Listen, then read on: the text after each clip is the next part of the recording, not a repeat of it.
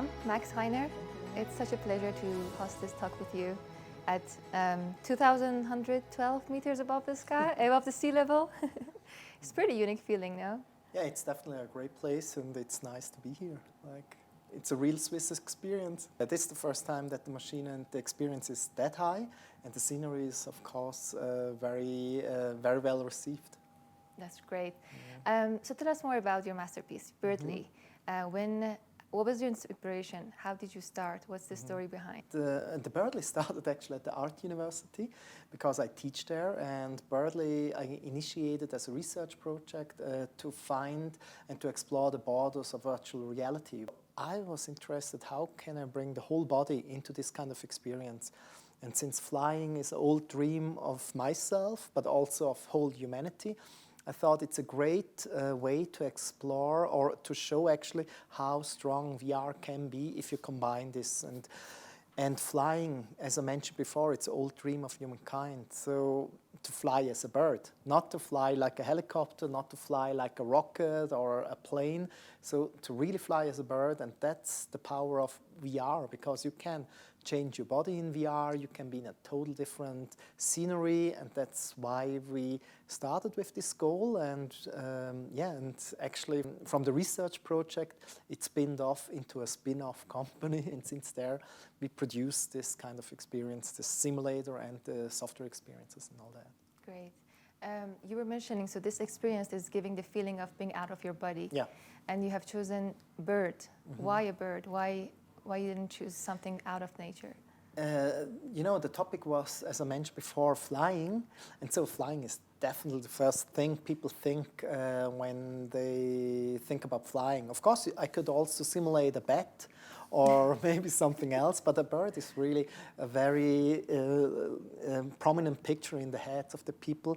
And that was interesting for me as well, because people always dreamt to be birds. So when you just go to the story of Icarus, he put feathers on his arms, which ended as feathers of birds. So he could fly like a bird then. And so that's why I was so drawn to it. And it's also interesting because nobody knows how a bird feels. And that was another challenge, and that's why we tried also to be a living being, also to simulate a living being. And mostly simulators, flying simulators are all over there. It's a whole history about this, but you always simulate a machine which you can navigate and not a creature. What really fascinates me is also the position. So as a human, we are more at ease to sit, to be in a sitting position. But there we have to, it's kind of like we are laying. Yeah. And we were talking before, so you mentioned that this is a vulnerable position for humans, and why you chose it? So because we are very safe sitting in a chair, and everything you control or navigate, you do in a sitting posture. So in an airplane, you sit in a pilot chair. In a helicopter, you have this. And when you lay and you fly in that way, then it's much more related to a fantasy. Yeah. So Superman doesn't fly in a sitting position, so he glides in a horizontal one.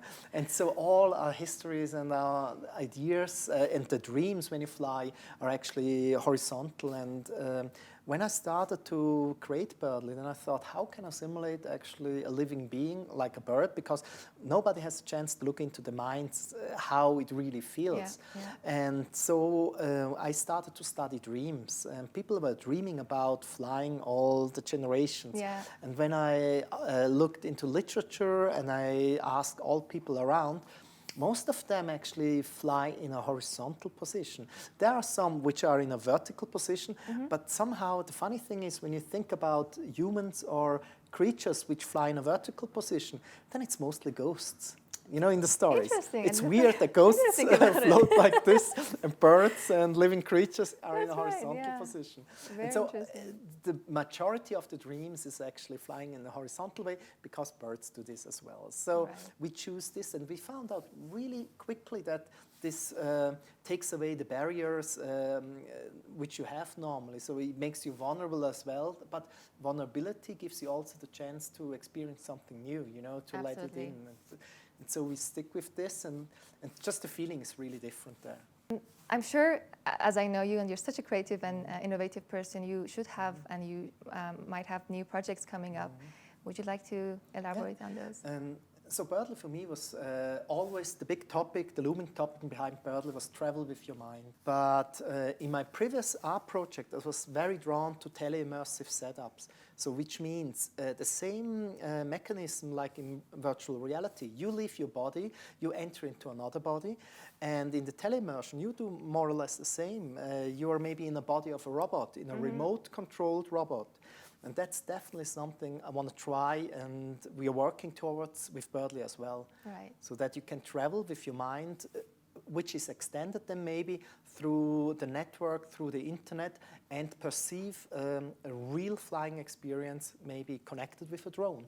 Wow. So you connect Birdly with a drone which real-time streams all the experiences into the simulator, and then, so the network is more or less like your nervous system, which brings you the information, the visual, the auditive, but also the sensomotoric ones, that you really have a full body feedback. Because you spoke with me about the freedom, the freedom of movement, and how this experience of flying gives people this feeling. I see people whenever they come off this Birdly, they always have this big smile and they're enjoying it. And it's such a, I'm sure for you it should be such a pleasure to see people how happy they are. How do you feel about it, people trying it? That's really a phenomenon which struck me in the beginning of Birdly. When I started this, it was a little bit academic, we thought that we talked so much about theories and what you could do, and the technology was very tough at that time, so it was all about that.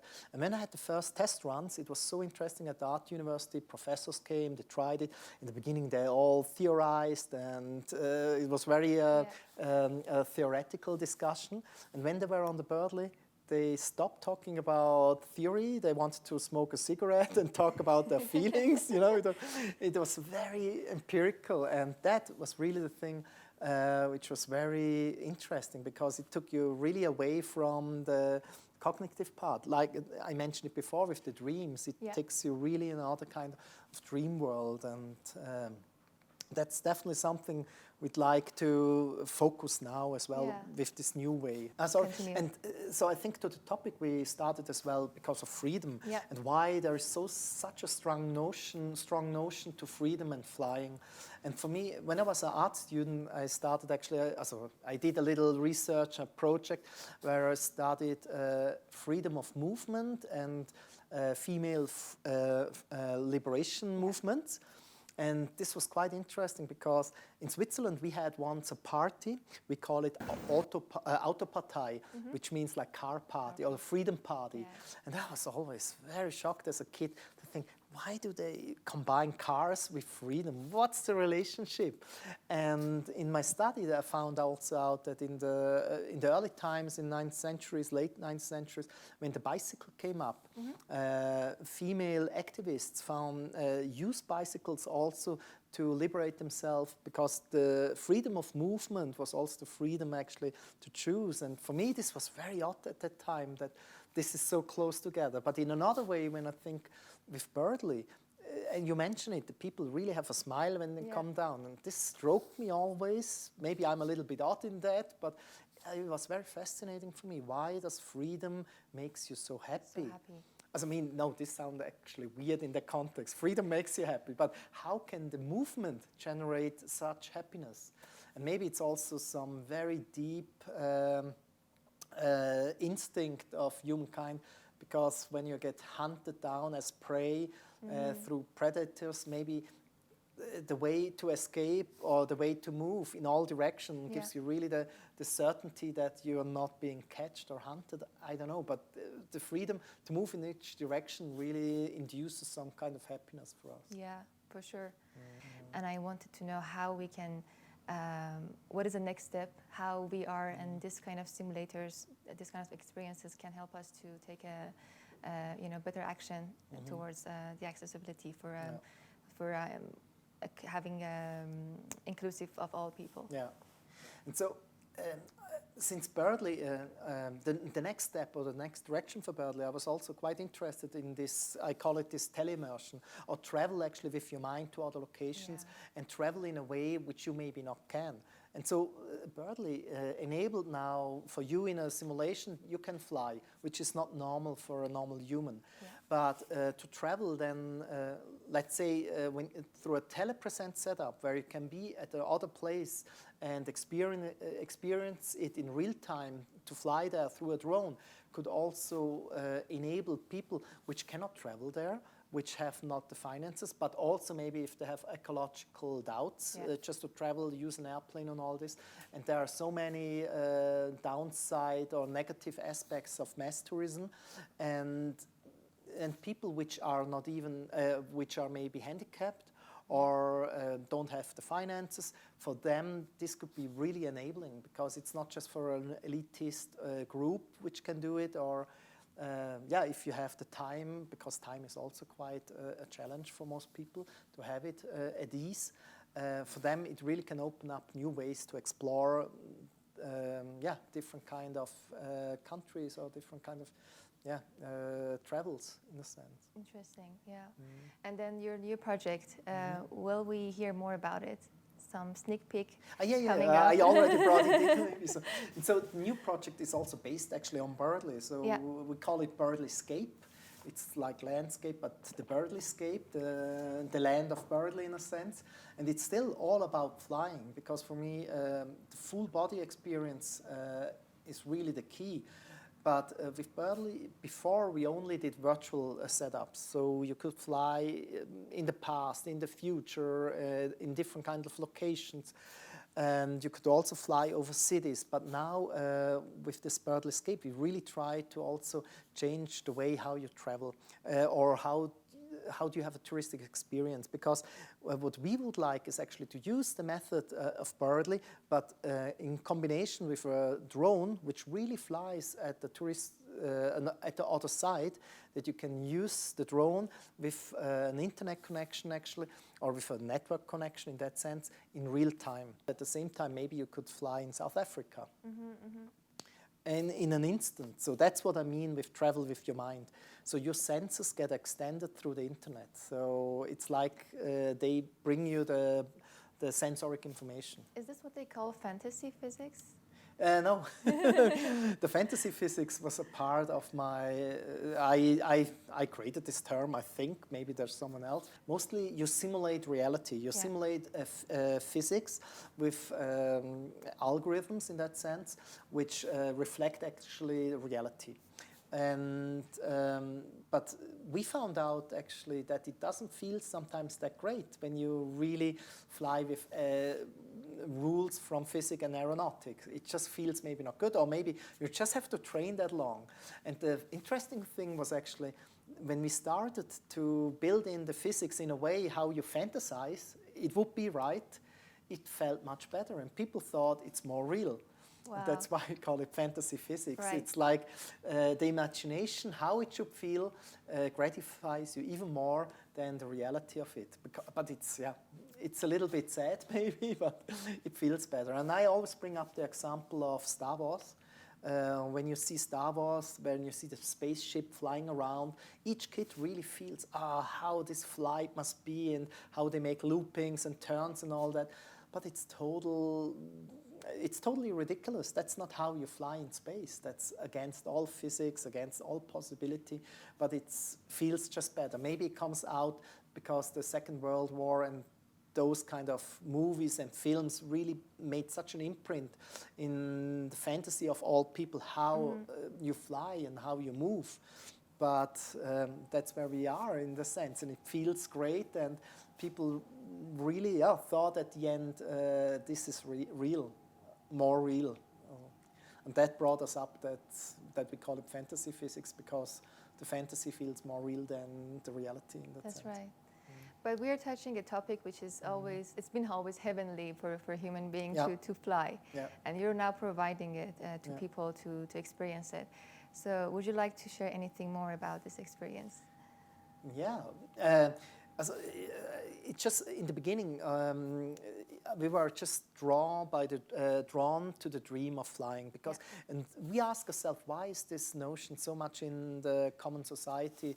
when you think about Leonardo da Vinci, how strongly he wanted to fly, when you think about fairy tales, or when you think about all religion, because the divine state was somehow to fly, so each god can fly or glide over you, and to be somehow in the sky means you are godly or you're super arrogant and try to be it's like the Hebrews from Icarus and Daedalus, which were so arrogant to go into the realms of gods and then had to pay the price because they crashed. They crashed.